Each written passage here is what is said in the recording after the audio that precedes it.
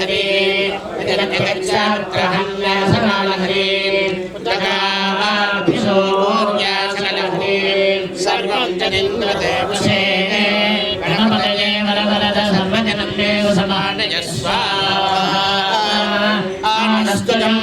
दयं फलां शरणं प्रतिजानते वृक्षं पक्वं फलामङ्गीवादो निहेन्द्र सम्पादनं वसो ययेन्द्राजानाविदता स्वामित्रो वरुणश्चिकेतते